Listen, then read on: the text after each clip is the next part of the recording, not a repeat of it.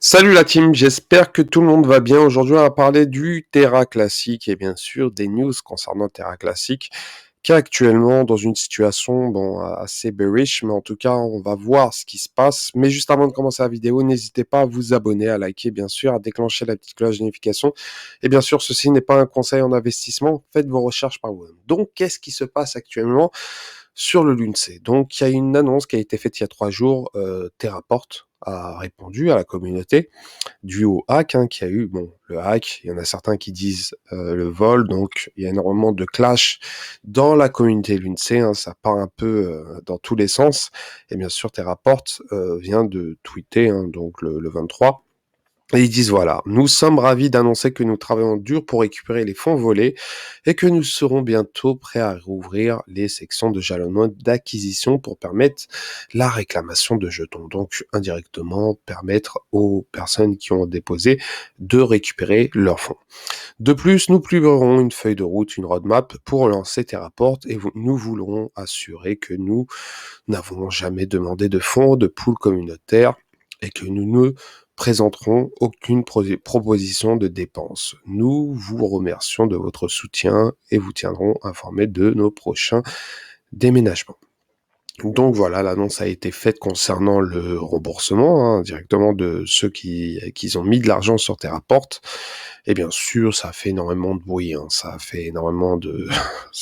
il y a eu des articles, sachant qu'actuellement, voilà, Terra Classic veut redonner une image pour les investisseurs. Bon, Terraport, ça a donné encore une mauvaise image concernant le Link. Mais en tout cas, cette histoire de Terraport, c'est pas le plus important. C'est de rétablir la blockchain au top. Donc actuellement, Terra Rebel a fait un vote concernant les opérations et la maintenance de l'infrastructure Terra Rebel V2. Donc ils expliquent dans dans Agora exactement toutes les informations concernant cette mise à jour pour l'infrastructure de Terra Rebel. Donc pour permettre indirectement aux gens qui stackent et bien sûr qui veulent indirectement voter, etc., etc. Donc ils mettent les coûts du fonctionnement.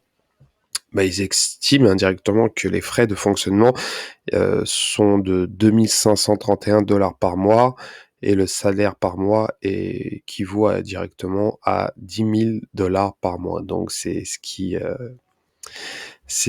disent. De plus, les salaires mensuels de l'équipe de soutien cluster sont estimés de 10 000 $ et se répartissent comme suit. Donc 4 000 € pour l'échelon, le BJ 3 000 $, le Rider 70, 3 000 $. Donc par rapport à la maintenance de la plateforme Terra Rebel, ce qui est un peu normal, dont le travail qu'ils font, ce qui est tout à fait normal. Donc certains diront que voilà, ils profitent sur le Link. En tout cas, Terra Rebel indirectement, la plateforme elle ressemble énormément à Terra Station, mais est vraiment bien plus fluide. Il y a moins de problèmes en tout cas. C'est vraiment une utilité très importante pour la communauté. Donc la proposition 11479 a été validée par la communauté, ce qui est vraiment important.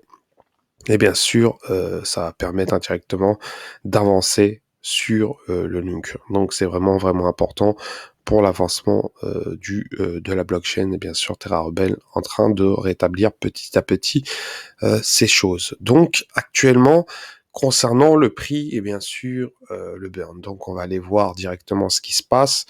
Concernant le prix, actuellement, on va aller sur CoinMarketCap. Actuellement, le Lunk a progressé de 4,53%, excusez-moi, et actuellement, il est à 0,001134. Donc, pour ma part, je suis pas réellement inquiet, c'est réellement tout à fait normal. Quand il y a une hype, la hype part, ça se calme, le prix baisse. En tout cas, il se stabilise autour des 700 millions de dollars. On peut voir que le prix est entre 600 millions et 700 millions. Si ça descend, bien sûr, je ne suis pas conseiller financier, mais pour ceux qui croient au projet du Lunk, il y a pas mieux pour cumuler du Lunk. Mais en tout cas, ce prix-là est vraiment C'est vraiment la target actuelle. Donc, faudra voir comment ça va évoluer. En tout cas, il y a eu énormément de mauvaises news. Je pense que Terra Classic ne peut pas tomber bien plus bas, à part s'il y a une catastrophe totale.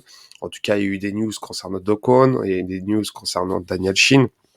Ça n'a pas perturbé le Terra Classic et non, non plus le Luna V2, pour vous dire.